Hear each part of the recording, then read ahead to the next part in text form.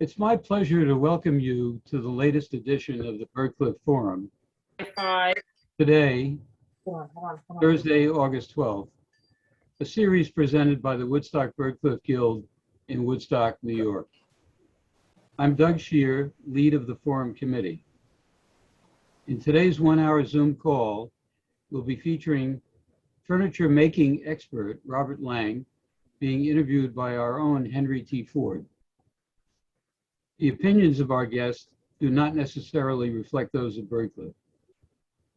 You may address questions or comments to either Lang or Ford via the Zoom chat function that you'll find at the bottom of your screen. Henry will collect them and choose which ones to read or personally answer during the final 10 minutes of the call. The Zoom call is being recorded and will be posted within a few days to the Byrdcliffe YouTube channel under Byrdcliffe Forum. Henry T. Ford is the Byrdcliffe historian and a director emeritus. He has served on the board of Woodstock Byrdcliffe Guild for many years and has held the positions of vice president, president, and chairman. In 2017, he served as chair of the advisory committee. Henry's commitment to Byrdcliffe and the Woodstock community has been further strengthened by becoming a full-time resident after 25 years as a weekender. Henry has sat on the Woodstock Arts Board and the Artist Cemetery Board. His passion for the region and the arts extends to his support of the Woodstock Artists Association Museum, the Center for Photography at Woodstock, the Historical Society of Woodstock, and the Maverick Concerts. Henry. Good evening. Welcome all. Welcome, Bob. It's my pleasure, as you'll find as the evening goes on, that Bob and I are kindred spirits, and we could go on about Byrdcliffe forever. So I'm going to turn it over to Bob right now. How did you first find out about us? How did you stumble upon Byrdcliffe, our well-kept secret, unfortunately, sometimes? It was through a photo credit in, I believe, the book about the Cornell exhibition. 2007. Yes, our centennial. Yeah, and I was intrigued with the Iris desk, and I kept looking to see where it was, and the guild kept popping up as the photo was courtesy of them. So I sent an email and said, "Do you still have it?" And I got a reply back saying, "Yes, we do. It's in our executive director's office." I said, "Would it be okay if I came to visit it?" And I got an email back saying, "Sure." And I sent another email saying, "Can I bring my camera and measuring tools?" And that was a yes. And went home and told my wife we needed to get away for a weekend. Since one of your credits is as a furniture maker, what do you find so significant about Byrdcliffe furniture, and where does it fit in the world of arts and crafts? I think it's really significant. I dropped out of design school before I really learned to be analytical about why things were important. But if you do a mental exercise of visualizing all the pieces of furniture made in the arts and crafts period, which ones are going to stand out and which ones are part of the period but different or are unique. And so I was really taken with the Byrdcliffe furniture, just the combination of art and craft. And then I got sucked into the story behind it. And so it's pretty fascinating stuff, I think, that the quality of the designs, the execution of the designs, and particularly the role of Zulma Steele and Edna Walker as the designers. Yes, yes. The first building that was built for the furniture was Bottega. Unfortunately, it's no longer standing. It was destroyed in a fire, and it was a very large workroom. So I'm assuming you would feel as a furniture designer that there was a seriousness connected to furniture making at Byrdcliffe. Yeah, once we get into my slide presentation, I've got some pictures Wonderful. from the winter of the interior. Wonderful. But it was a serious operation. There was a lot of money both in the building and in the machinery that was in there. You know, so it was a serious effort to equip it. Mr. Whitehead knew how to spend his money well, and we thank him for it. Mm-hmm. So you mentioned the slide. Would you like to start? Yeah, we can do that. Get everybody excited to see some beautiful Byrdcliffe furniture. Let me find the right screen. And so on the left is my book, which I published last year. And it's similar to some other books I've done. My first exposure to Byrdcliffe furniture back in the 80s or 90s, I picked up Bruce Johnson's book. It's a arts and crafts price guide. Bruce wrote about the furniture and David Rago wrote about ceramics. I think I'm on my third copy of that book. I tend to wear out books. Down in the lower left here is a piece I made almost 30 years ago. And it was inspired by the wall cabinet that you see on the right. And at that time, I was not so much into building reproductions, which has since changed. So I kind of made my version of that and played around with the proportions. And it's a nice little cabinet, but I don't think it holds a candle to the original. In the upper right here, this is a reproduction I made while I was at Popular Woodworking magazine. And that's the sassafras linen press. So I built that, I believe it was 2007, 2008. I built that as a project for the magazine. In the middle is me with the Iris desk. I believe that was in 2012, if my memory hasn't completely failed. Somebody on my blog suggested that I teach a class in building the linen press. And usually the schools that I've taught at, they have a week or so for a class. And I recognize that wouldn't be possible, but I started thinking about the Iris desk. And so we came up, I looked at it, I measured it. My intention at the time was to write a book just about building that desk and then tell the story of Byrdcliffe furniture and the history of the colony and examine other pieces of furniture. I couldn't dive right into building a reproduction of the desk, but I decided to practice by carving the panels. And so that's what you see in the lower right. Those are the 3 panels that I did for the Byrdcliffe desk. And so in researching that, I had these panels around. What am I going to do with them? I made frames and hung them on the wall. And I thought, well, this is a pretty nice art form on its own.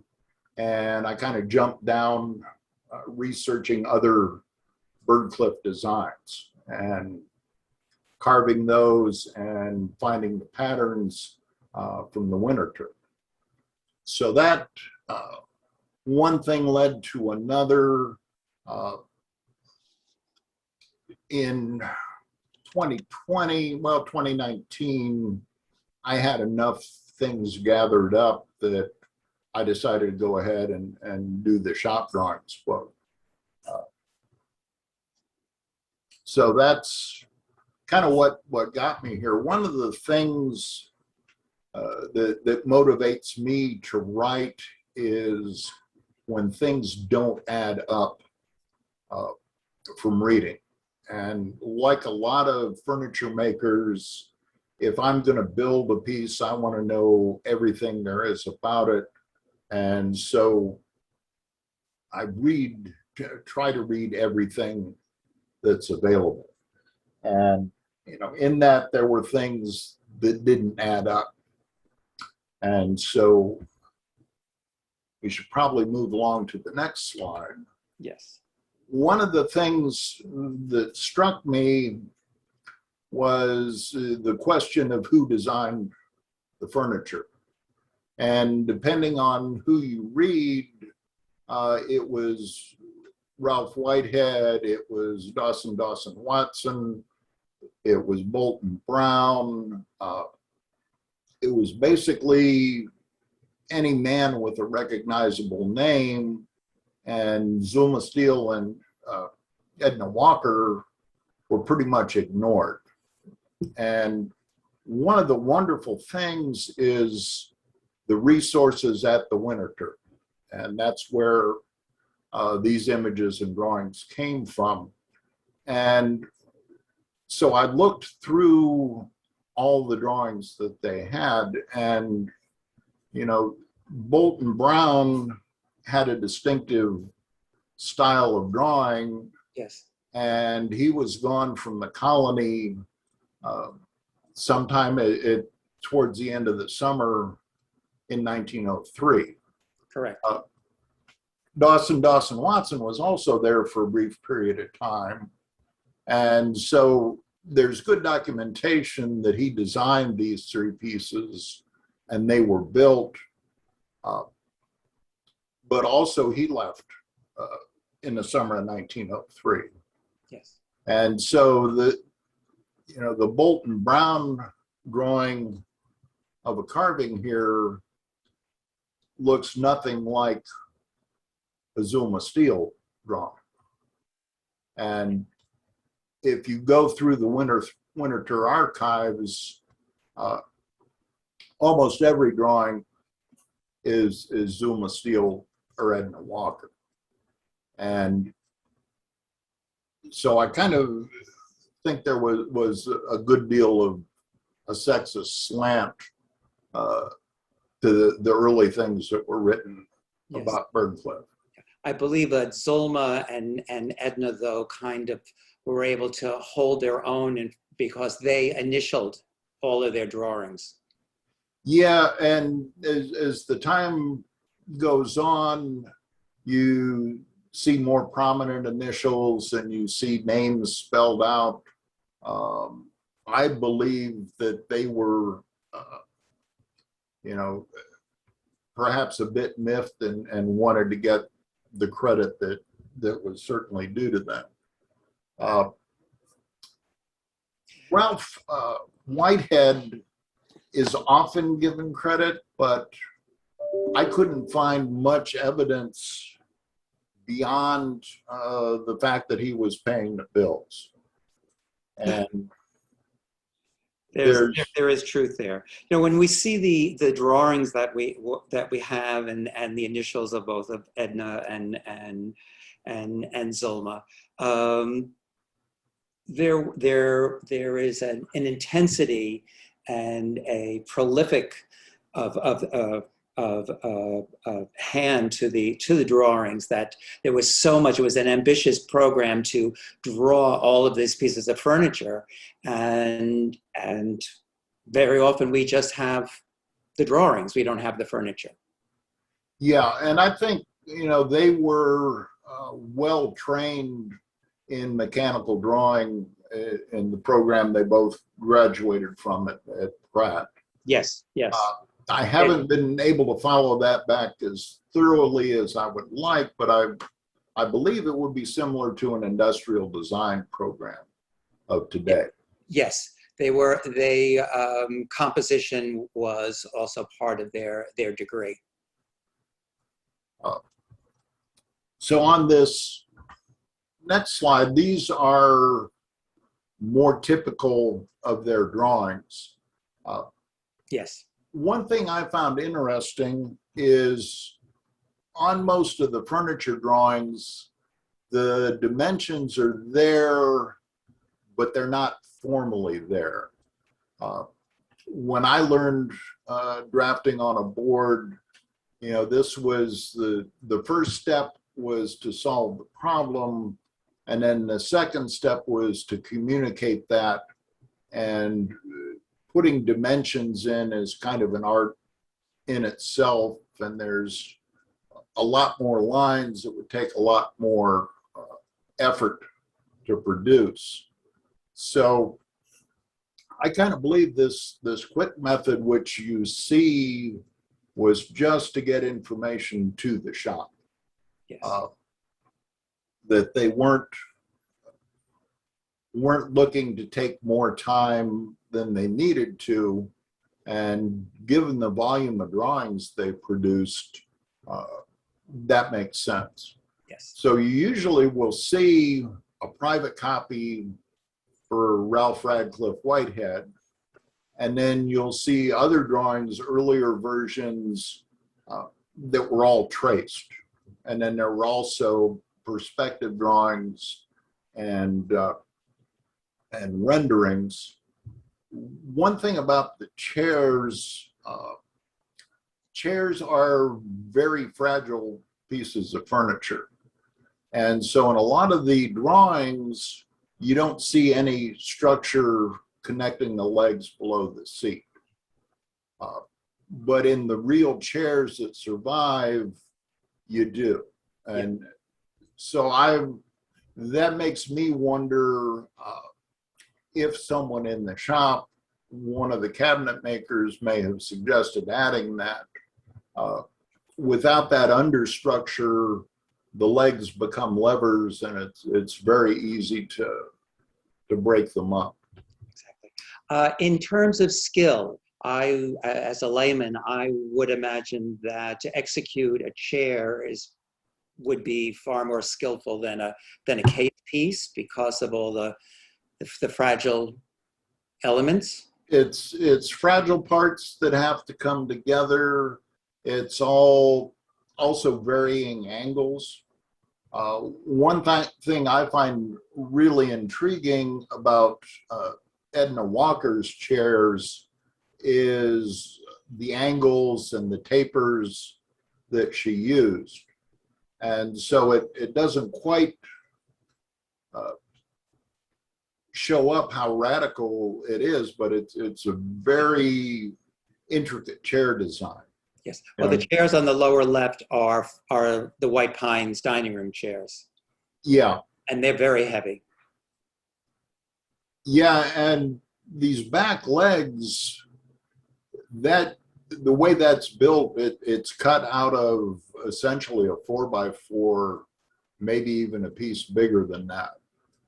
You know, but you get the interest of it from angles and tapers going in nice directions. A lot of people who design chairs, it's a very minimalist approach to the materials that are in there. Wonderful. This is one of my favorite topics, because in what's at the winter term, there are drawings for pieces that we don't have pieces for. And this cabinet in the corner is one of them. Now, we know it existed at one point because we have the photograph of it. And we also have drawings for it.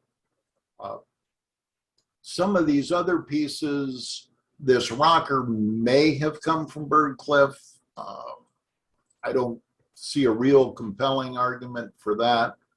The table might have. The other pieces are kind of standard of the era, what I might call country furniture, but there is sort of a big easy chair back in here. And I'm really hoping for time travel to develop, because you start researching these things, and these photographs and these drawings are the best evidence that we have of things. But when I do research, I tend to find it raises more questions and provides answers. Yes. This piece over on the right, this little case, that case is apparently the same as the chiffoniers that still exist, Yes. but it's open between the upper and the lower drawer. And this is Carniola, and unfortunately that we've lost that building. This was Bolton Brown's home. Oh, okay. Thank you for sharing that. I wasn't sure which. That was Bolton Brown's home. That was, I think it burned in 66 or 67. And the first photograph is a Byrdcliffe home that was built by friends of Whiteheads. It still exists, but it's not part of the Byrdcliffe colony. Yeah. So we know there are, I think, 5 examples of this case with different doors. And so is this another one, or is this something that's disappeared over time?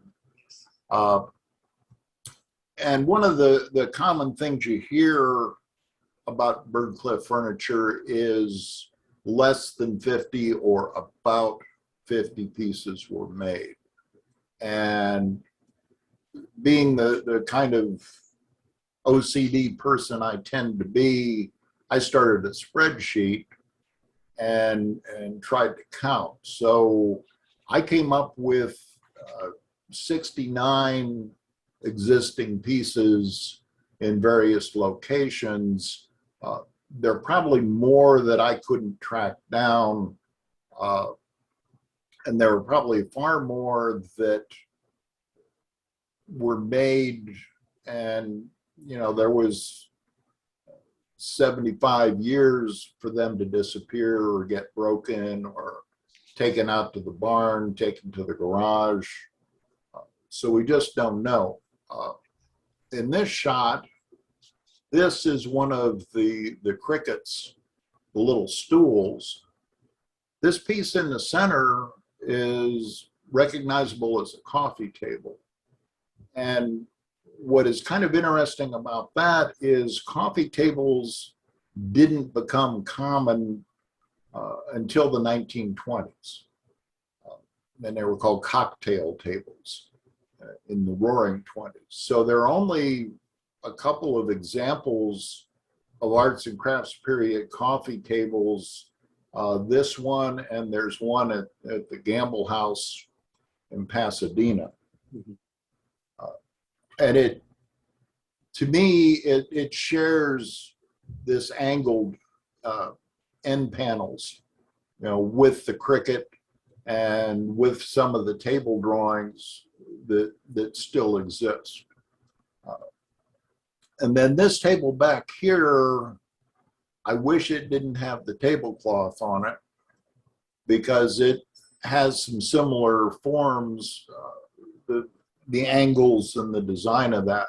Yes, the legs have that break. And then lastly, this group, I don't know where in Byrdcliffe this was. This house is Eastover. Okay, thank you. And does anybody have one of these tables left? Well, that set is missing. Yeah, but it's a complete set. I didn't find drawings at the Winterthur. These chairs don't really match any of the drawings, but they sure share a lot of the elements of the other Byrdcliffe chairs. And again, this one back here looks very similar. It's likely an armchair version of these side chairs. So I think there was a lot more made, certainly more than 50.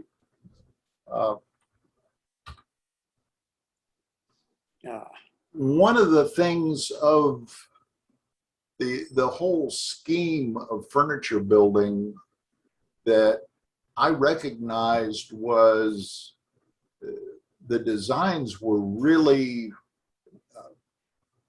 geared for being efficient in production. And so you have two nearly identical cases on these linen presses. On the left is the sassafras, which is now at the Met, I believe.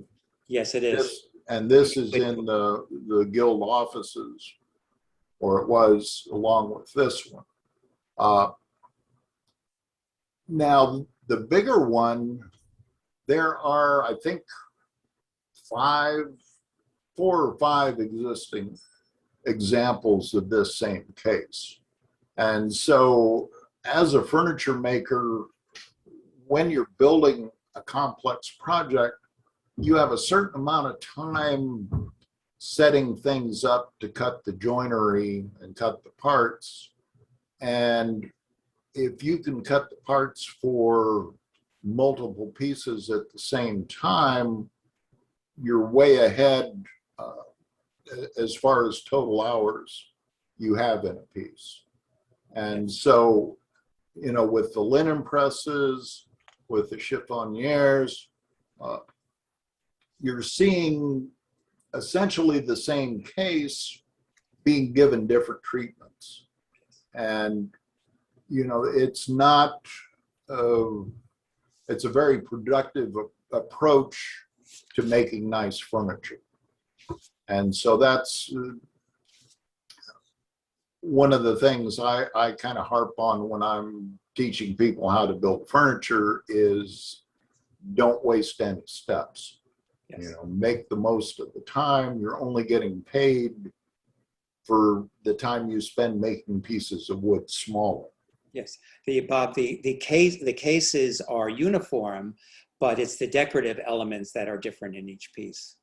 Yeah, and they're very similar, not always quite identical.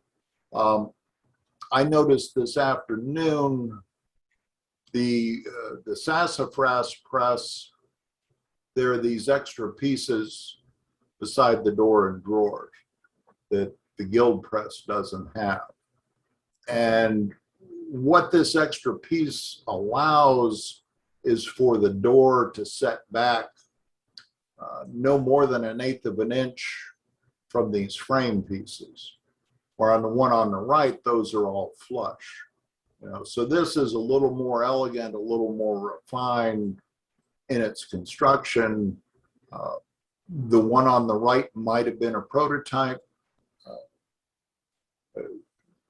Until we get time travel, we're not going to know. Yes. Yes.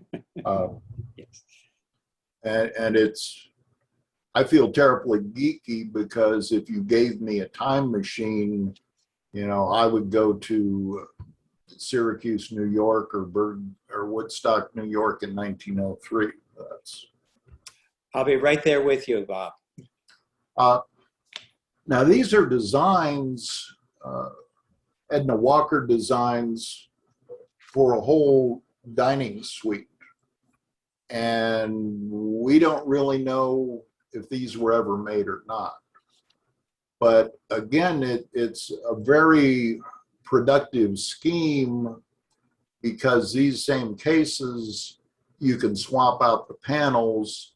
These chairs are very similar to the ones in White Pines with a different carved panel on the back.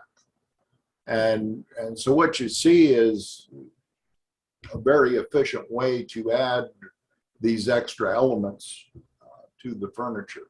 Yes, and in a case piece like that, you're adding a handmade artistic, element that's not standard in a very uniform Yeah, polished square furniture.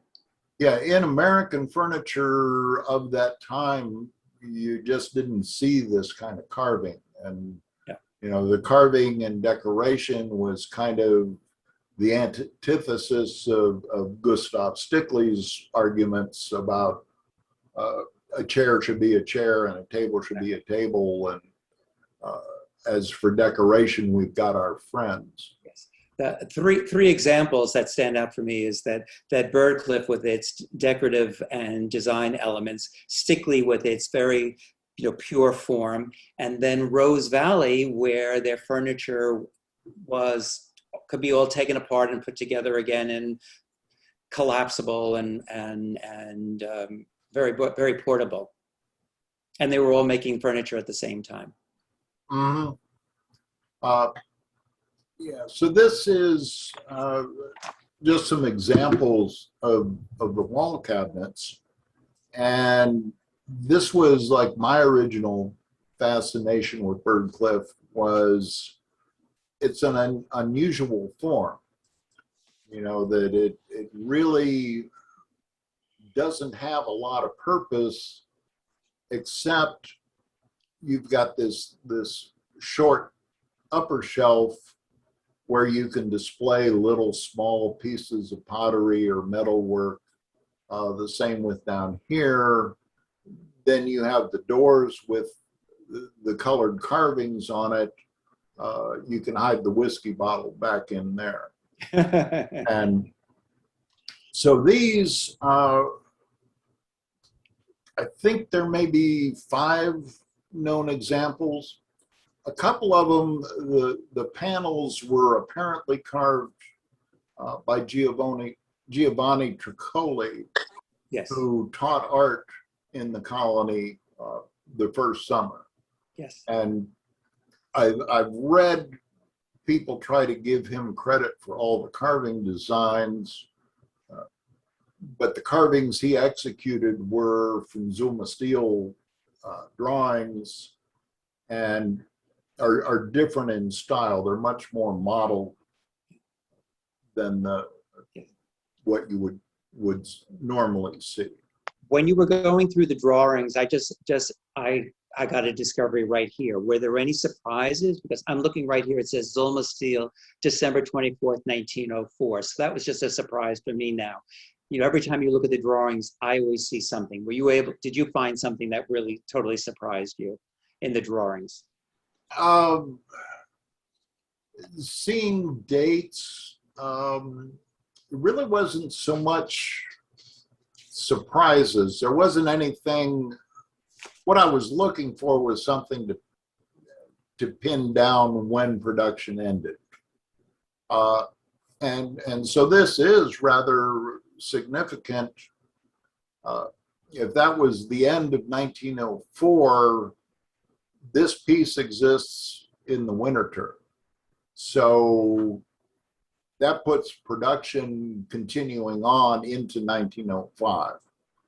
How far into 1905 things went, we don't really know. No. And these are kind of examples of the types of drawings. It doesn't look as pretty with the dimensions like this, but there's everything somebody would need to know to build it. And there's little notes here and there.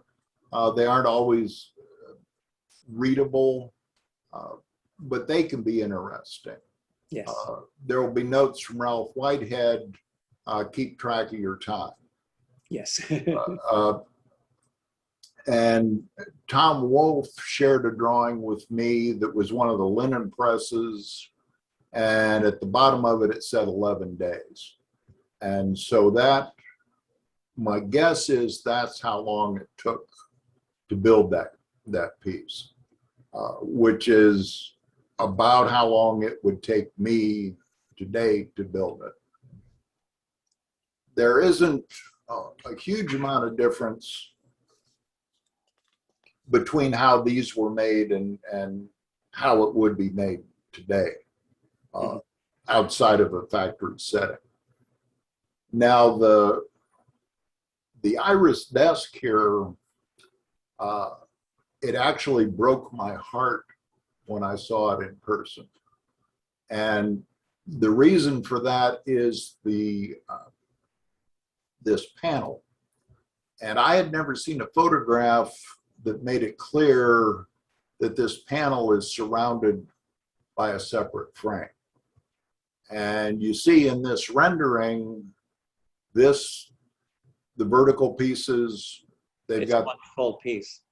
she's got the grain going one way.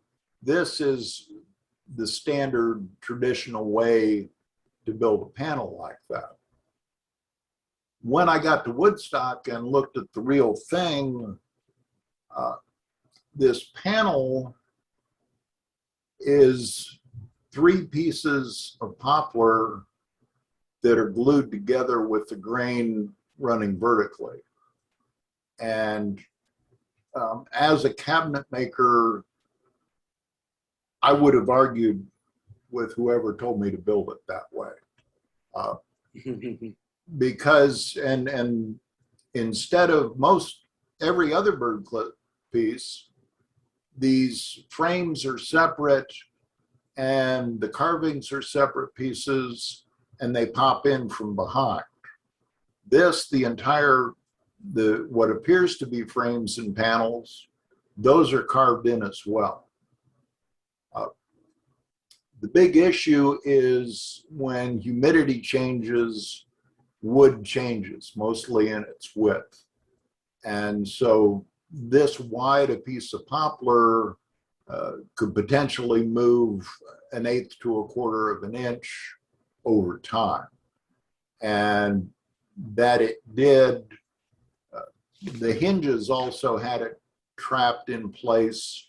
And when the wood moved, it cracked the legs on either side. Yes. And it opened up these gaps in there.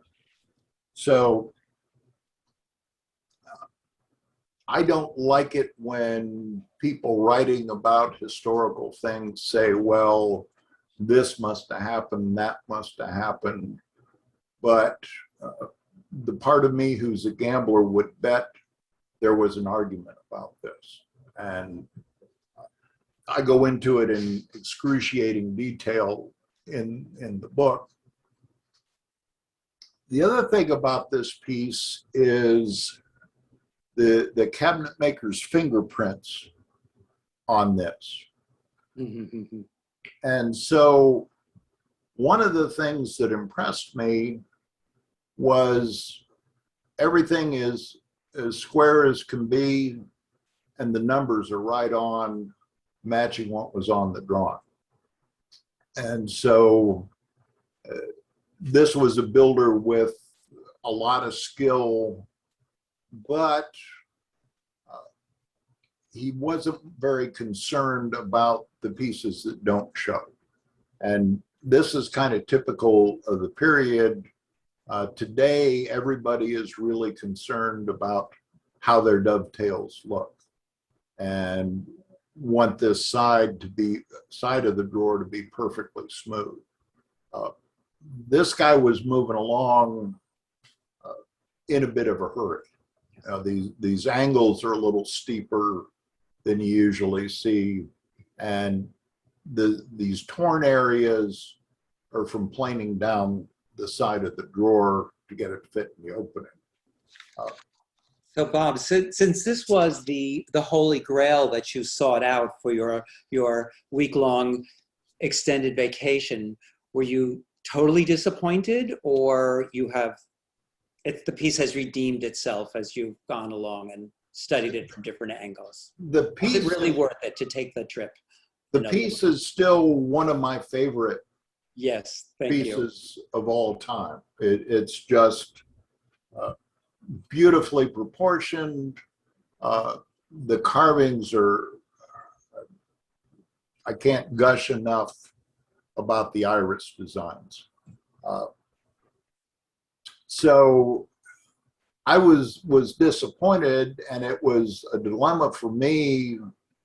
And maybe one of the reasons I haven't gotten around to building it is, if I want to build a reproduction of this, do I recreate the original error that caused it to fail, or do I do it the way I consider to be the right way?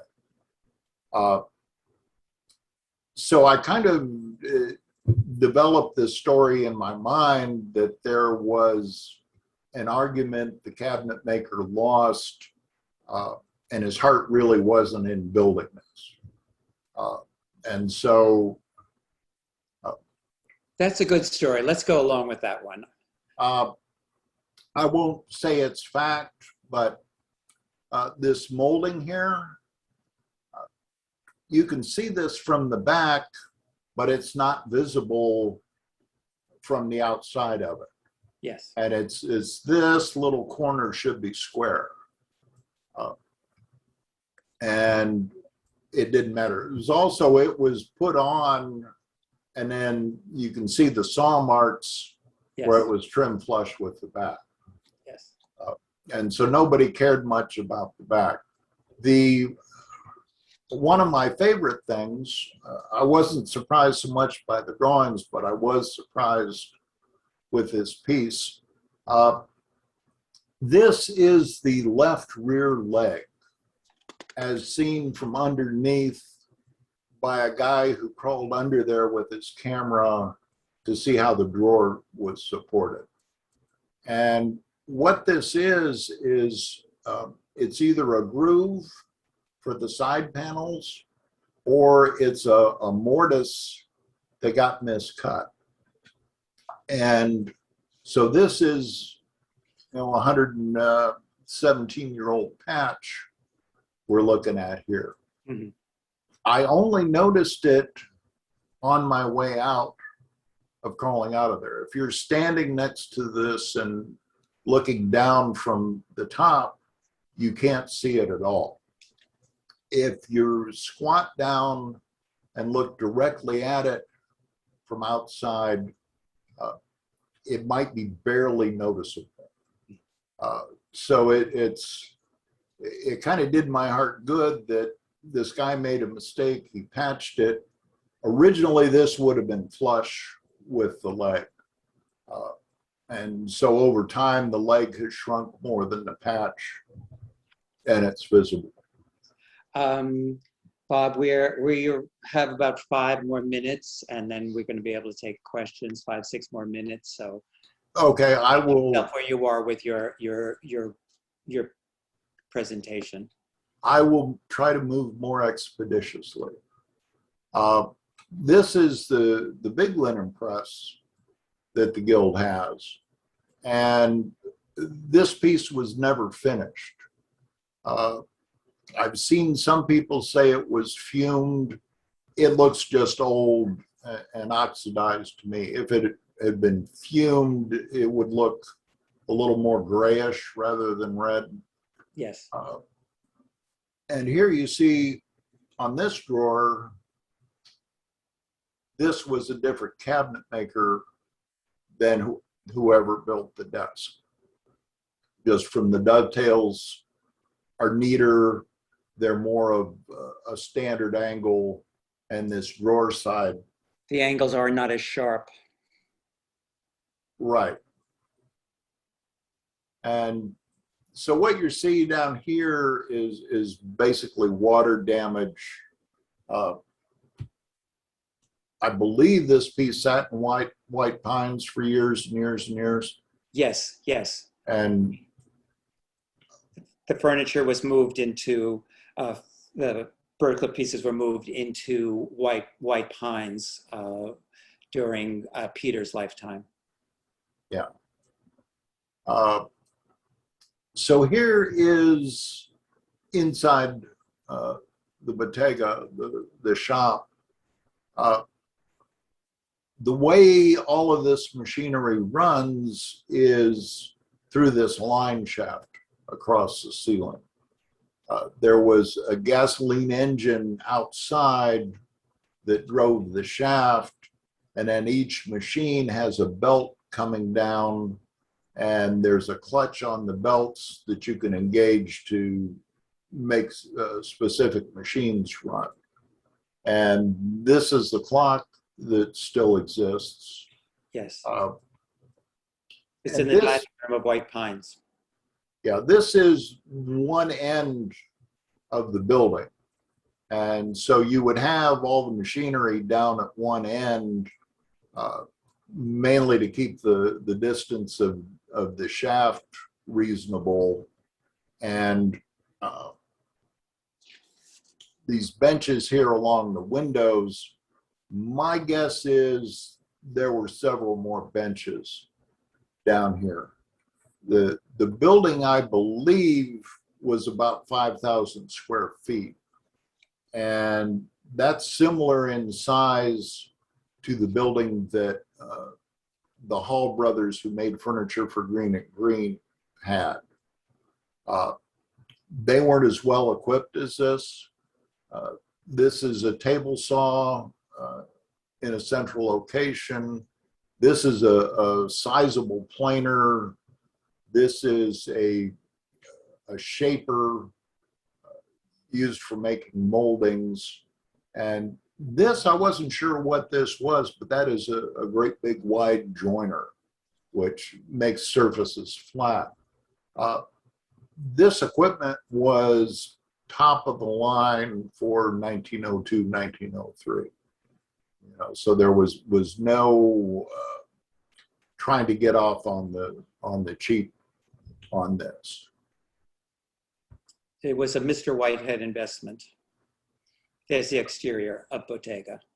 Yeah, this is the exterior, and so the machinery would be down at this end. And so there was a lot of space. Kind of a rule of thumb in furniture making is if you have 1,000 feet of space per cabinet maker, you're doing really well. Typically in the industry, that gets cut in half. You know, so it's possible that there were 10 or 12 people working in here. We didn't have good personnel records. This is an exploded view of one of the linen presses, and there are a lot of joints in there. You know, and so this is what I was mentioning earlier. If you can set up the machinery once and then make parts for 4 cabinets at the same time, you're well ahead. This is a younger me in the process of reproducing the sassafras linen press. In the upper left here, this is a table saw. And so I'm cutting tenons on the table saw, much the same process that would have been used in the original construction. And these are all mortises, and there's a groove in there. Here is staining it.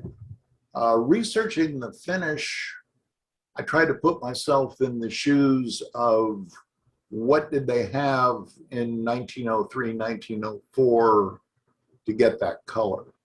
And so I used artist oils mixed into linseed oil to get the color. And it's the first piece I've ever dyed green.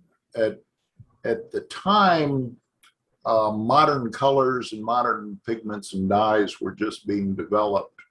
And so Gustav Stickley was a proponent of green and gray and blue finishes, and it just never caught on. And so the Stickley pieces are very rare to see in a color. And that could be why Byrdcliffe furniture wasn't a real hot seller. Uh,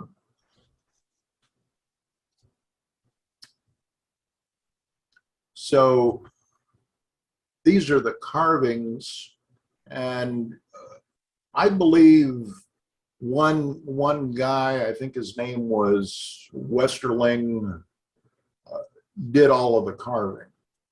And the original carvings are simpler than the way I do them. I can't leave well enough alone, and I do a little modeling. This is just a partial piece. I was practicing. This is the thistle that's on the end of one of the crickets. Mm-hmm. And again, with the coloring, how would you do that in 1904? And my best guess is it was watercolors. And so I use these pencils, and then you add water to them and brush them out. So that's one of the doors on my sassafras press. And that's about it, other than I promised Heather that I would mention that you can get the book from the Guild. This is the inside of it. I'm pretty proud of it. I think it's a pretty comprehensive look at Byrdcliffe furniture. And this is my website where you can get my other books and look at my carvings, my furniture reproductions, and that kind of thing. So that's probably a good time to open it up for questions. Yes. And I'll go back to my real view. Okay. So we're open to the chat now. Someone writes, was there a specific wood used at Byrdcliffe to build with? Generally, one, correct? Generally, it was local woods. Yes. Quarter sawn white oak or cherry or poplar, which are all abundant in the northeastern United States and would have been used. There are a couple pieces in mahogany, the wild carrot cabinet. And the clock is mahogany too. Yeah. But typically it was following the arts and crafts ideal of using local woods, using materials that were around where you were. Another question is, could there be a potential market for expertly done reproduction Byrdcliffe furniture? Now you're the one person who built the only piece of reproduction Byrdcliffe furniture that I know of. And how long did it take you? And how much would the piece have to go for in order to make it worthwhile?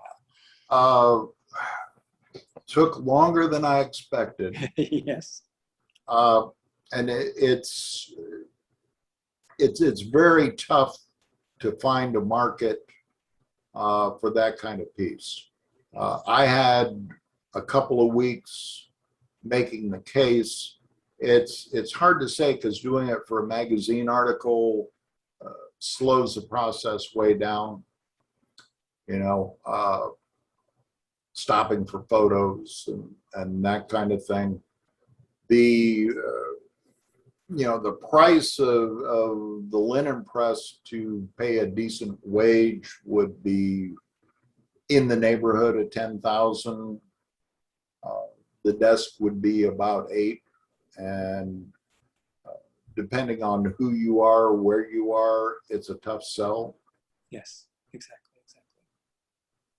Wonderful. This has been an exciting hour with you, Bob. I hope people learned more about Byrdcliffe and the design and the artistic sensibility that went into building it. And I hope this is the first of many that we do here. Yeah, because as I said the other day, we go on. We could go on and on and on and on, and we really barely scratched the surface This was a pleasure. I truly enjoyed it, and I hope everybody else did too. Doug, are you jumping in? And just thank both of you, Bob and Henry, for a very nice presentation. I learned a lot.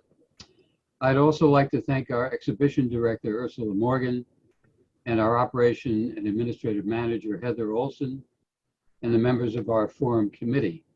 A reminder, if you'd like to support the efforts of Byrdcliffe, either for the forum or just generally, it's easy to do that if you go to the website woodstockguild.org. You'll find a donate button. Very, very simple to do. And thank you all for joining us today. Thank you all. Good night.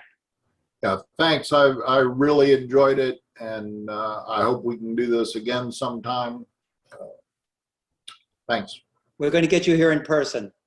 That's a goal of mine as well. So Thank you, Bob. thank you, everybody. Thank you.